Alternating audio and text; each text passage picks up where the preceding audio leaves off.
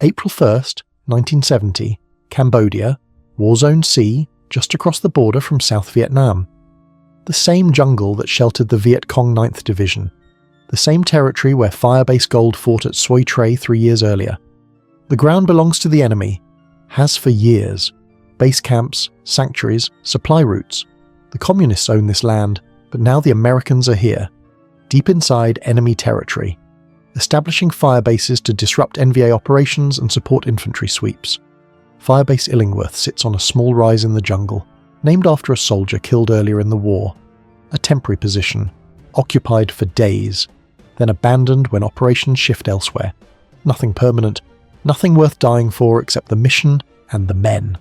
On the night of April 1st, 220 American soldiers defend Illingworth.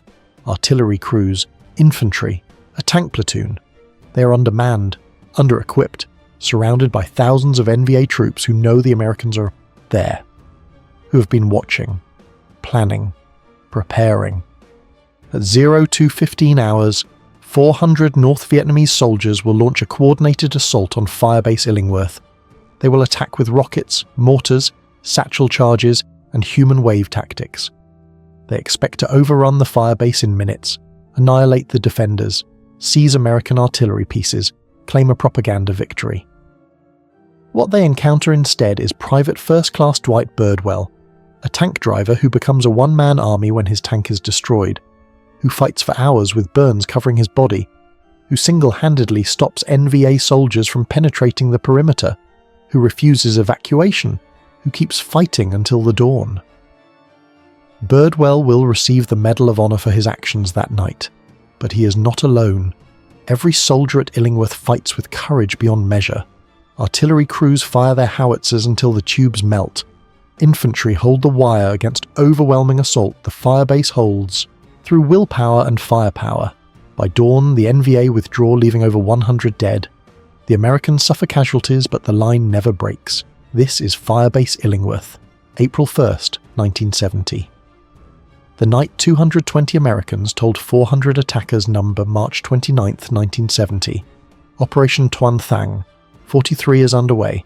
The objective, find and destroy NVA forces in War Zone C near the Cambodian border. Multiple US Army and RVN units sweep through the jungle. Firebases are established to support the operations with artillery.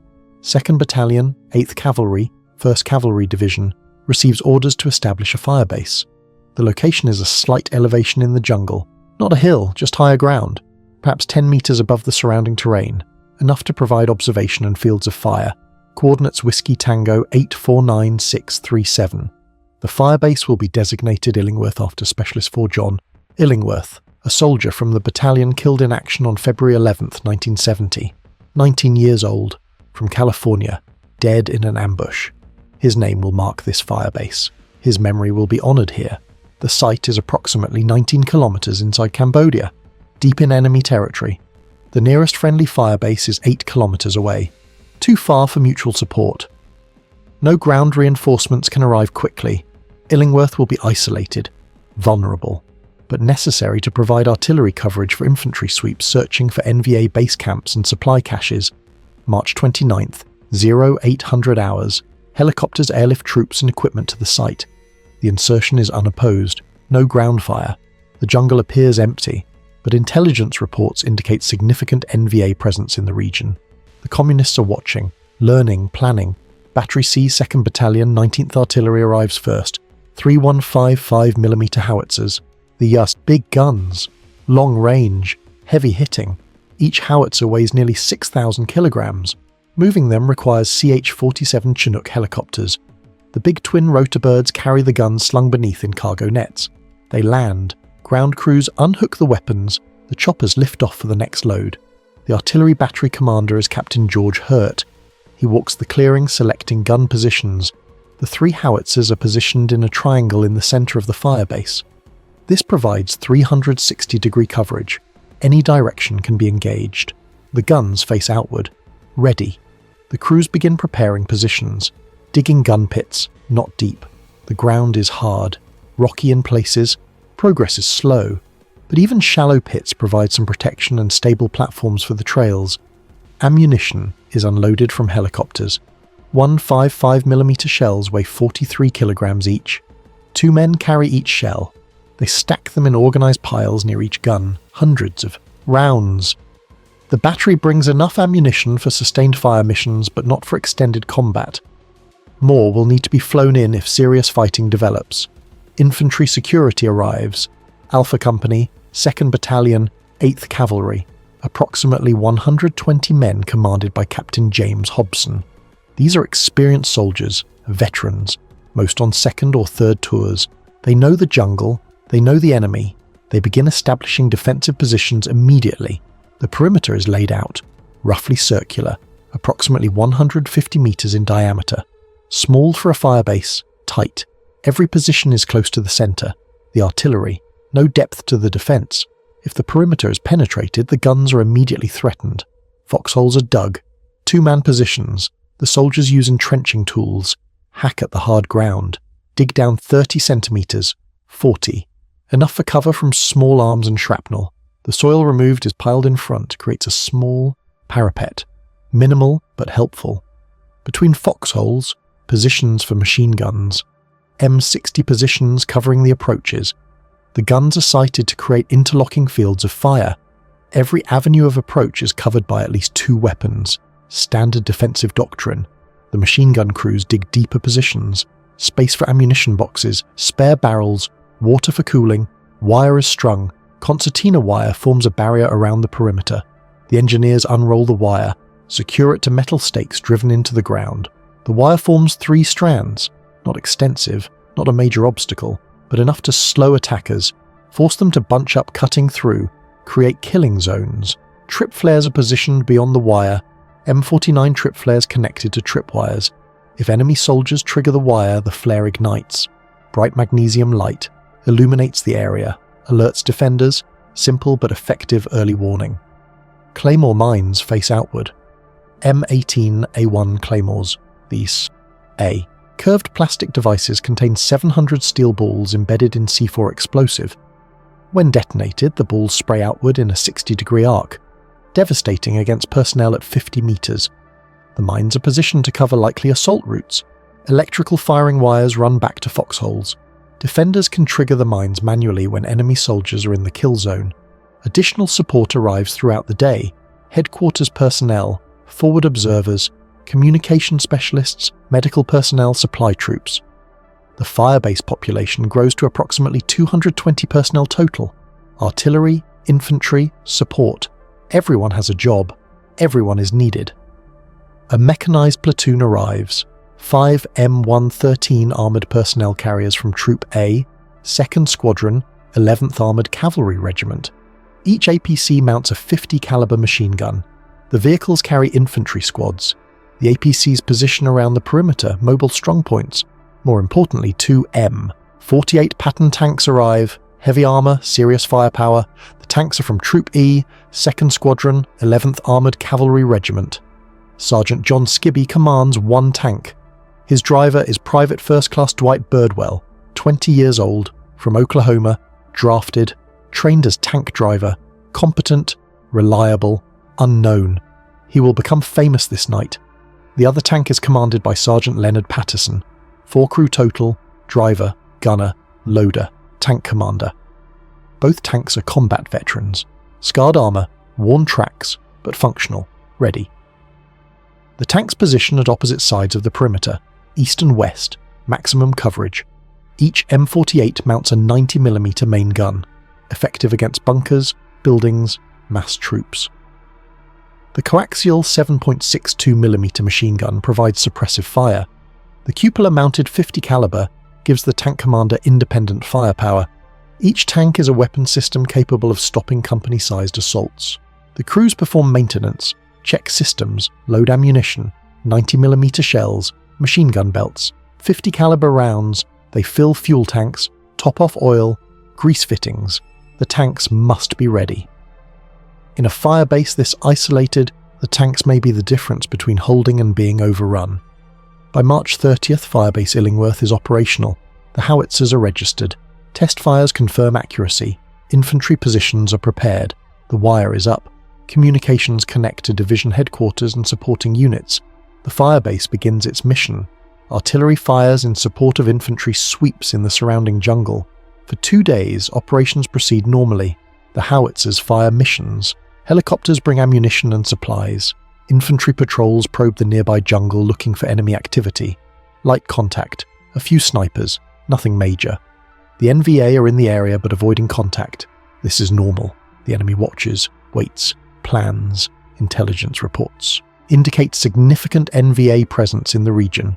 Entire regiments, the 95th NVA Regiment, elements of the 1st NVA Division, thousands of troops. They are aware of American operations. They are tracking firebase locations. They are preparing a response. On the night of March 31st going into April 1st, the enemy makes their move. The firebase is quiet.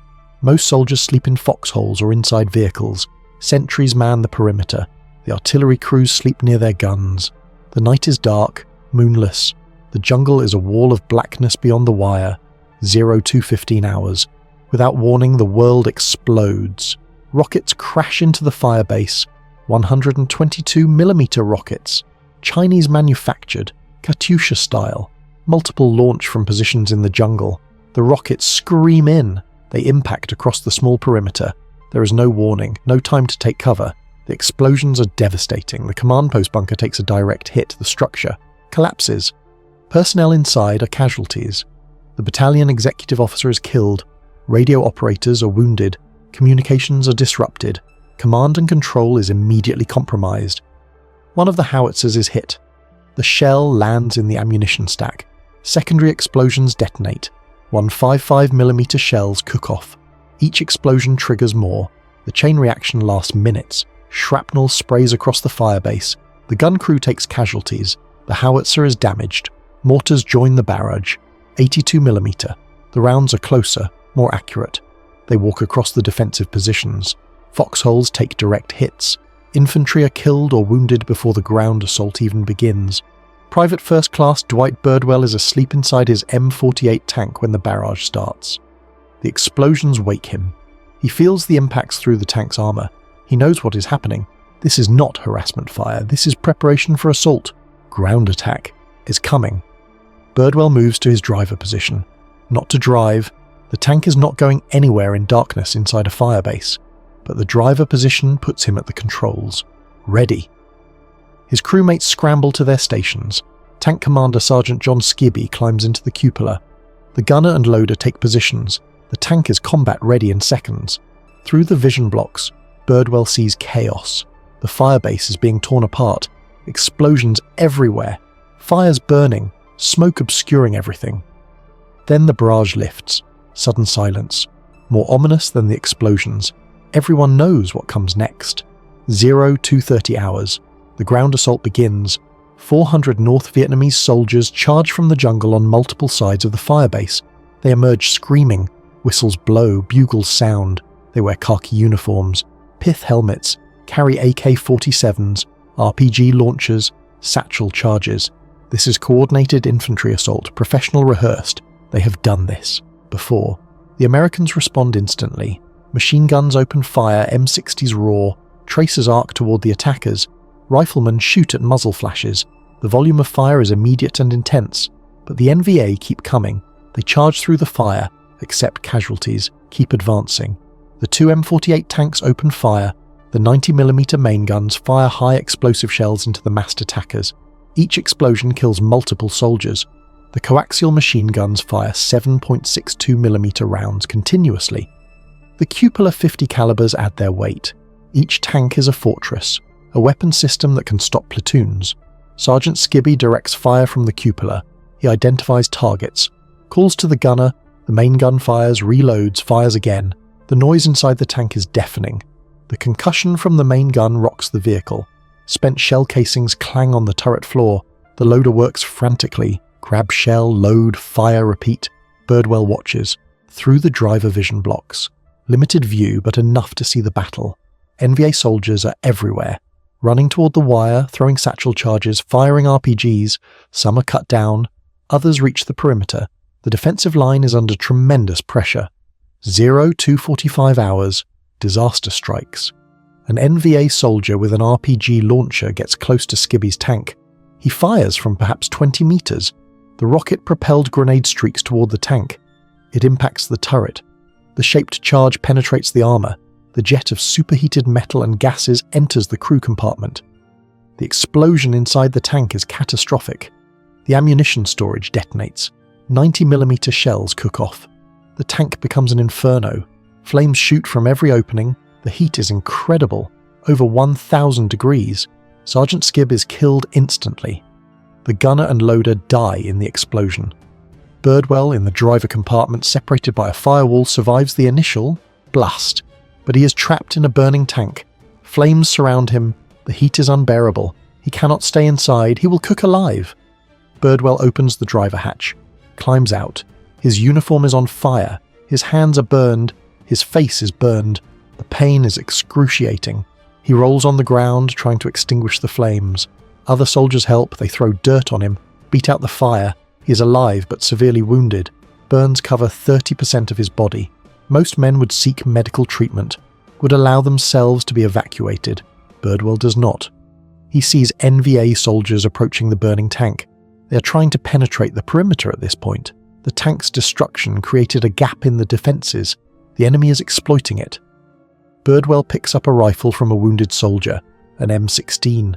He checks the magazine. 20 rounds. He picks up grenades. He positions himself behind the burning wreckage of his tank. The fire provides light. He can see the approaching NVA.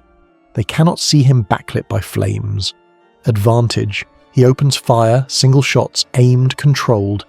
He drops 2 NVA soldiers, 3, 4. They go down. Others take cover. They did not expect resistance from the burning tank. They thought everyone inside was dead. They are wrong. Birdwell keeps shooting. The pain from his burns is agonizing, but he ignores it. Adrenaline, training, determination. He will not let the enemy through. Not here. Not at his tank. This is his position. He holds it. While Birdwell fights at the burning tank, the artillery battery struggles to survive. 2 of the 3 howitzers are still functional. The crews man the guns despite incoming fire. Despite casualties, the guns must fire. Artillery support is the only advantage the firebase has. Without it, the position falls. The battery commander directs fire missions. The howitzers shoot beehive rounds, flechette rounds. Each shell contains thousands of small metal darts. When fired, the canister opens and the darts spray forward like a giant shotgun, devastating against massed infantry at close range. The guns are aimed at minimum elevation, almost horizontal, firing at NVA troops 200 meters away, 100 meters. The muzzle blast alone is deadly. The concussion knocks attackers down. Then the flechette darts arrive. Thousands of steel needles traveling at supersonic speed. Men are shredded. But the NVA keep coming.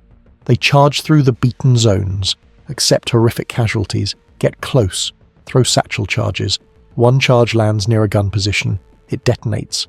The blast kills 2 crew members, wounds others. The gun is damaged, but the crew keeps it firing. They load rounds manually, aim by hand, fire. The gun buckets with each shot, but it functions. The second functional howitzer fires continuously. The crew chief is wounded, but refuses evacuation. He directs his crew despite a shrapnel wound in his leg. Blood soaks through his uniform. He ignores it. His gun fires. 20 rounds in 10 minutes. The barrel glows red. Water is poured on it. Steam hisses. The gun keeps firing. The infantry defends the perimeter with desperate intensity. Foxholes become individual fortresses. 2 or 3 men per position fighting off dozens of attackers. Machine gunners fire until barrels melt. Riflemen shoot until weapons jam. Then they clear the jam and keep shooting. Grenades are thrown continuously. The defenders pull pins, throw, count explosions. Grab more grenades, throw again. The resupply of grenades comes from the wounded. Those too injured to fight hand their grenades to those still capable. The redistribution happens automatically. No orders needed. Everyone understands. Keep fighting or die. Claymore mines detonate. The M18A1s spray steel balls into attacking formations. Entire groups of NVA are cut down, but more come. The enemy has numbers, determination, willingness to die. These are not guerrillas, these are NVA regulars. Professional, soldiers attacking a critical target. 0300 hours, 45 minutes into the assault, the NVA achieve a breakthrough on the western perimeter. A satchel charge blows a gap in the wire. Enemy soldiers pour through. They are inside the firebase. The close combat becomes hand-to-hand. Alpha Company troops fight them in the dark. Rifle fire at 3 meters, bayonets fixed, entrenching tools used as weapons. The fighting is savage, primitive. Men kill each other at arm's length. The NVA are trying to reach the artillery. If they destroy the guns, the firebase cannot hold. The infantry must stop them. They do. Sergeant First Class Ronald Stone sees NVA soldiers approaching his position. He stands up, fires his rifle on full automatic, empties the magazine into the attackers. They go down. He grabs a grenade, pulls the pin, throws. The explosion stops more. He reloads his rifle, keeps fighting. Stone will receive the Silver Star for his actions. At the burning tank, Private First Class. Dwight Birdwell continues his solitary fight. His M16 is running low on ammunition. The magazine counter shows 8 rounds remaining. He makes each shot count. Single fire, aimed, controlled breathing despite the pain. Exhale, squeeze. The rifle cracks. An NVA soldier falls, 7 rounds. He scans for targets. The flames from the burning tank create dancing shadows. Movement everywhere.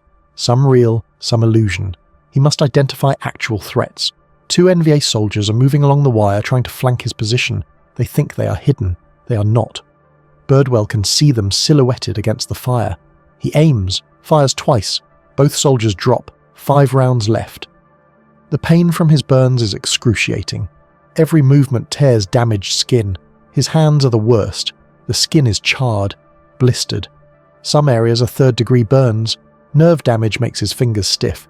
Difficult to manipulate the rifle controls, but he forces them to work, mind over body, training over pain.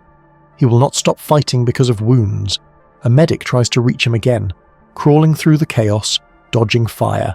The medic is Specialist 4, Michael Hayes. He has seen Birdwell's condition, knows the burns are severe, knows Birdwell needs immediate treatment. Hayes reaches the burning tank, yells over the noise, "We need to get you out of here. You need a hospital." Birdwell shakes his head, points at approaching NVA soldiers. Still fighting. Need ammunition, not bandages. Hayes understands.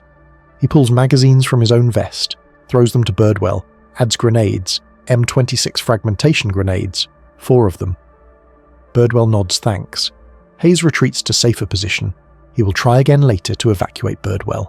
If Birdwell survives, Birdwell reloads. Fresh magazine, 20 rounds. He chambers a round, resumes firing position. The approaching NVA are closer now, 30 meters, 25. They are trying to use the burning tank as cover to penetrate deeper into the firebase. If they succeed, they reach the artillery positions. The guns will be destroyed. Birdwell cannot allow this. He fires methodically, drops 1 soldier, another. The others take cover. They did not expect resistance from this position. They thought everyone near the burning tank was dead or evacuated. They discover otherwise. Birdwell keeps shooting, forces them back, denies them this route. An NVA squad attempts coordinated assault on his position. 6 soldiers attacking from different angles. Classic infantry tactics. Suppress from one direction, assault from another. Against a single defender it should work. Against Birdwell it does not. He sees them positioning, recognizes the tactic. He's been trained in the same maneuvers. He knows what comes next. The suppressive fire will come from his right. The assault from his left. He prepares. Grabs a grenade, pulls the pin, holds the spoon, waits. The suppressive fire starts. AK-47 fire from the right. Tracers snap past. Rounds impact around his position. He hunkers down, waits. Then he sees the assault team. 3 soldiers. Rushing from the left, he throws the grenade. Perfect timing, perfect placement. It lands among them, detonates. 3 down. The suppression fire continues from the right. The NVA soldier does not know his assault team is gone. He keeps shooting. Birdwell shifts position, aims at the muzzle flashes, fires. The AK falls silent. The coordinated attack has failed. Bodies lie around Birdwell's position. He is held. Again. 0330 hours. 1 hour 15 minutes into the battle. Birdwell has been fighting continuously. His ammunition situation is becoming critical. He has 2 magazines remaining, 40 rounds total, maybe 10 grenades scattered around his position collected from casualties and supply. It will have to be enough. No more resupply is coming. The firebase is fully engaged. Everyone is fighting their own battle. He takes inventory of his physical condition. Burns on face, hands, arms, side. 30% body surface area burned according to medical training. He remembers. Rule of nines, face is 9%, arms are 18%, torso front is 18%. He has burns on all these areas. The math says he should be incapacitated. Shock, dehydration, infection risk, pain management impossible without morphine, but he is still functioning. Adrenaline, will, refusal to quit. His hands shake slightly, not from fear, from tissue damage. The nerves are damaged, fine motor control is degraded, but gross motor function remains. He can pull a trigger, throw a grenade. That is all he needs. The shaking steadies when he aims. Focus overcomes injury. He notices movement in the wire. An NVA soldier is trying to breach the barrier, cutting the concertina with wire cutters, methodical, patient. The soldier is alone, separated from his unit, trying to create a gap for others to follow. Birdwell cannot allow this. He aims carefully. The range is 40 meters. Not difficult, but his damaged hands make precision harder. He controls his breathing. Squeezes the trigger, the NVA soldier slumps. The wire cutters fall, the breach attempt fails. More targets appear. The NVA are regrouping for another push. Birdwell can see them assembling in the tree line. Shadowy figures moving. Officers organizing troops. NCOs positioning squads. They are preparing a coordinated assault, larger than previous attempts. Birdwell estimates 20 to 30 soldiers massing. Against one defender, the odds are impossible. He prepares his remaining grenades, lines them up within reach. 4 grenades. He will throw them in sequence, create a barrage, suppress the assault, then shoot survivors with his rifle. Simple plan. It will have to work. The NVA assault begins. 20 soldiers charge, screaming, firing as they run. The volume of incoming fire is tremendous. Rounds impact everywhere. The ground around Birdwell explodes with bullet strikes. He hunkers behind the tank wreckage. The metal provides cover. The heat from the fire is intense, but protective. The flames create a barrier. The NVA cannot approach from that direction. Birdwell waits. Let them close. 50 meters, 40, 30. Now. He rises, throws the first grenade, ducks, explosion. Rises, throws second grenade, ducks, explosion. Throws third, fourth. The grenades detonate in sequence among the attacking formation. The assault falters. Soldiers go down, others seek cover. Confusion, disorganization. Birdwell grabs his rifle, fires at visible targets, semi-automatic, aimed shots, drops 3 soldiers, 4, 5. His magazine empties. He reloads. Last magazine. 20 rounds remaining. Total. This is it. His final ammunition. After this, he fights with captured weapons or his hands. He keeps shooting, makes every round count. The NVA assault breaks. The survivors withdraw, drag wounded, leave dead. Too many casualties. The single defender has held against 20 attackers. The NVA commanders are shocked, confused. How is this position still resisting? They cannot know it is one man. One burned, wounded soldier refusing to quit. Birdwell slumps behind the wreckage. Exhaustion crashes over him. The adrenaline is wearing off. The pain intensifies. His burns scream. His hands barely function. He is thirsty, dehydrated from burns and exertion. He has no water. His canteen was on the tank, destroyed in the fire. He licks his lips. They are cracked, bleeding. He tastes blood and smoke, but he cannot rest. The battle continues. He hears fighting across the firebase. Artillery firing, machine guns, explosions. His position is one small part of a larger fight. He must hold. Others depend on him. If his section of perimeter fails, the enemy pours through. The artillery is overrun. Everyone dies. He will not allow it. He checks his rifle. 15 rounds remaining. He looks at the burning tank. His crew is dead inside. Sergeant Skibby, the gunner, the loader, friends, comrades, dead because an RPG got through. Because war is random and deadly and unfair. Birdwell survived by chance. Driver compartment separated from turret. The firewall saved him. Pure luck. Now he fights for them. For the dead crew. For the living soldiers across the firebase. For the mission. For himself. For all the reasons soldiers fight when the reasons do not matter anymore. Only the fighting matters. Hold the line. Do not break. Do not quit. These imperatives override pain and fear and logic. Birdwell holds. Sergeant Leonard Patterson's M48 tank on the opposite side of the perimeter fights throughout the assault. The 90mm main gun fires high explosive shells into NVA concentrations. The coaxial machine gun sweeps the wire. The .50 caliber in the cupola hammers positions in the tree line. Patterson directs fire methodically. He identifies targets, calls range and direction to his gunner. The main gun fires, the shell impacts, explosion, bodies. The loader has another round ready, load, fire. The rhythm is steady despite chaos. Everywhere, the tank becomes a rallying point. Infantry fall back to its position when pressed. They use the tank as cover, fire from behind it. The armour protects them. Patterson coordinates with the nearby infantry. He asks where they need fire. They point. He shoots. The cooperation is seamless. Tank and infantry working together. The combination is deadly effective. An RPG impacts Patterson's tank. The rocket hits the front glacis. The thickest armour. The shaped charge penetrates but does not reach the crew compartment. The spalling injures the driver slightly, but the tank remains combat effective. Patterson keeps fighting. The main gun never stops firing. By 0400, the NVA assault is faltering. They have been attacking for nearly 2 hours. Casualties are catastrophic. Over 50 dead, more wounded. The firebase has not fallen. The defenders hold every position. The NVA expected to overrun Illingworth in 30 minutes. Instead, they are being ground down by sustained defensive fire. The artillery continues firing beehive rounds.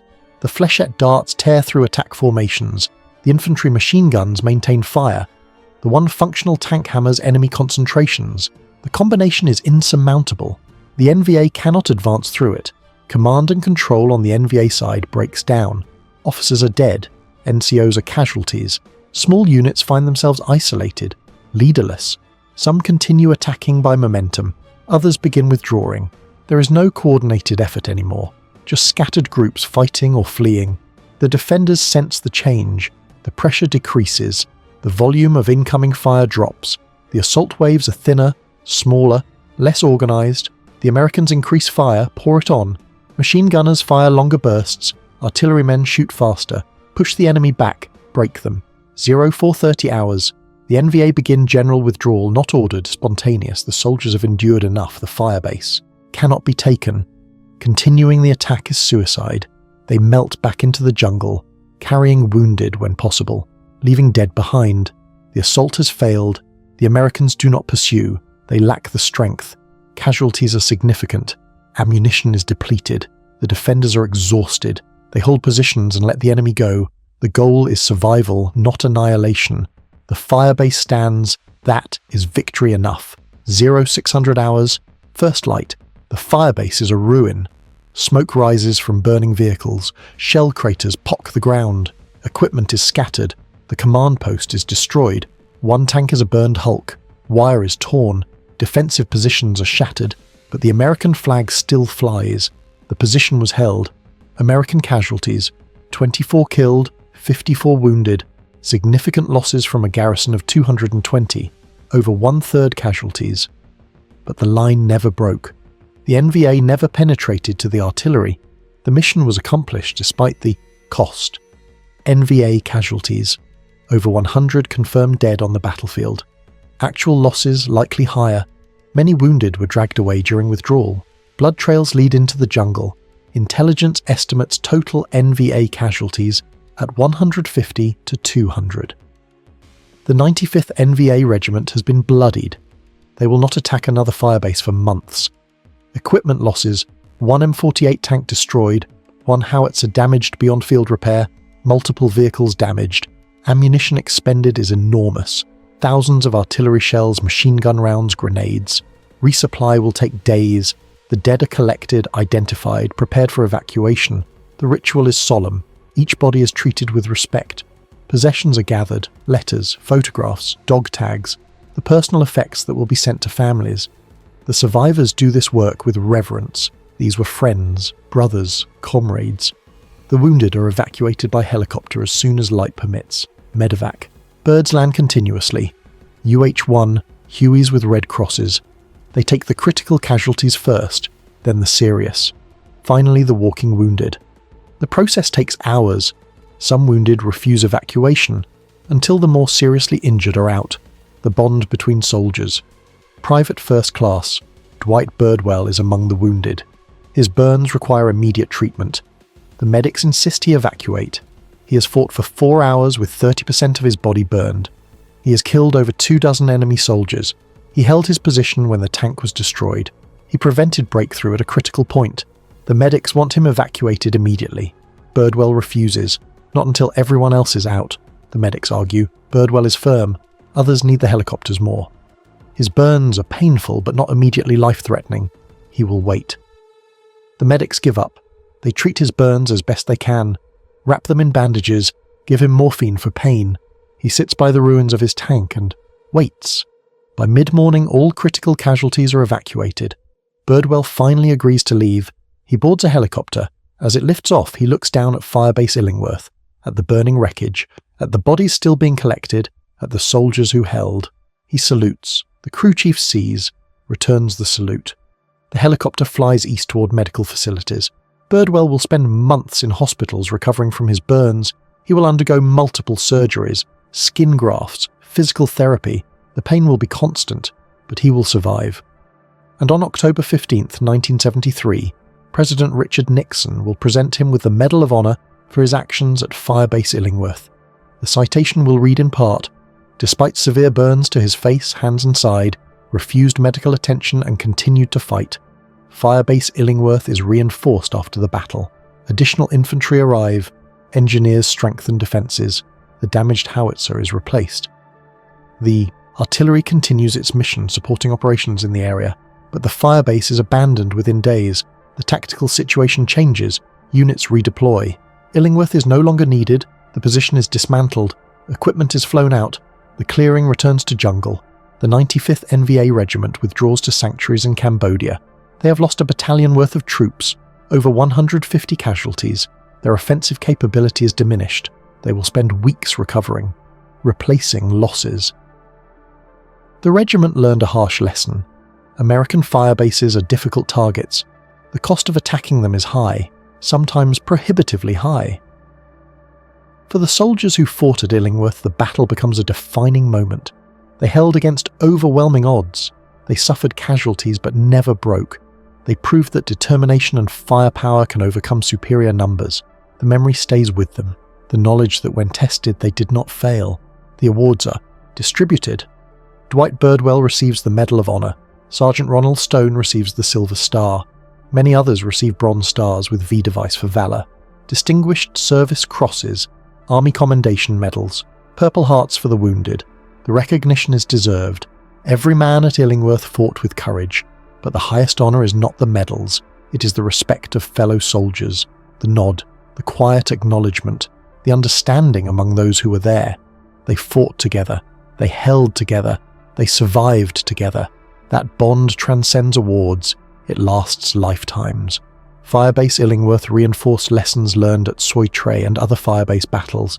Massed infantry assaults against prepared positions with artillery support are costly for attackers. American firepower advantage is decisive when defenders hold discipline and maintain fire. Courage at individual level determines outcomes when doctrine and tactics are equal.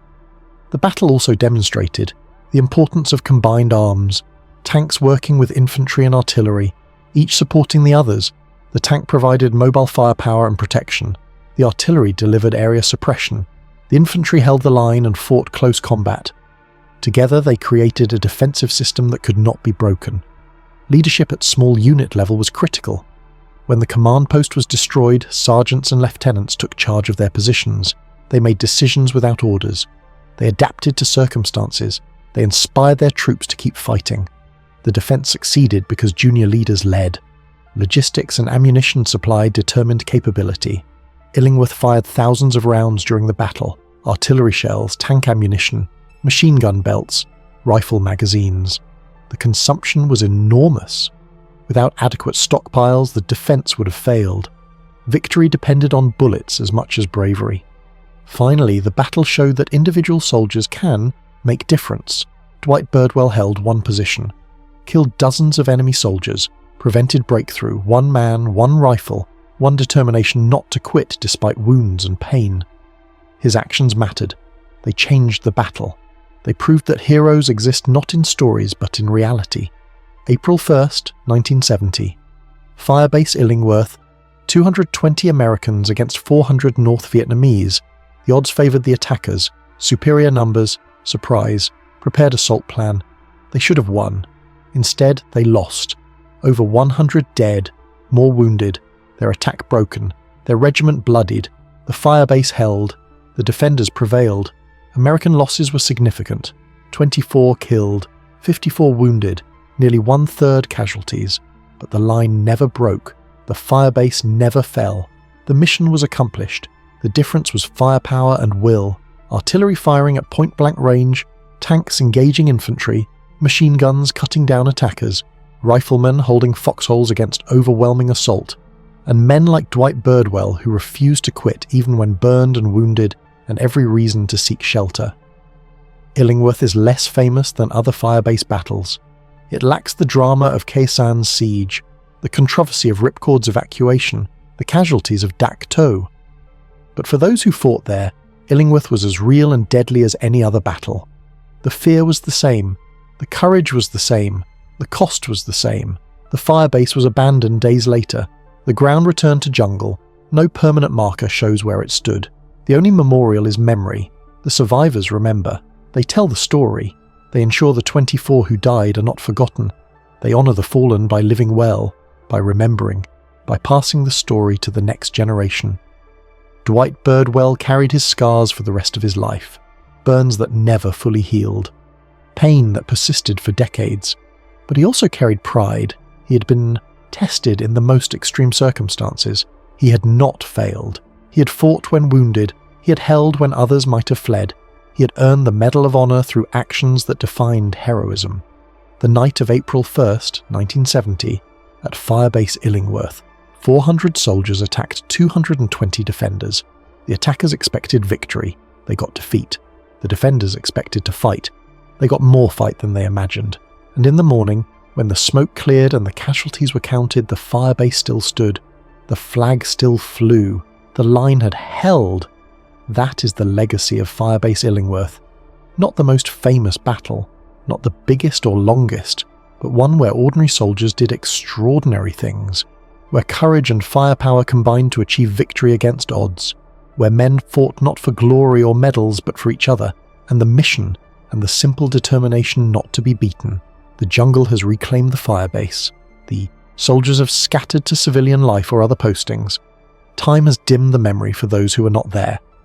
But for 220 men, and especially for the 24 who died, April 1st, 1970 at Firebase Illingworth remains forever vivid.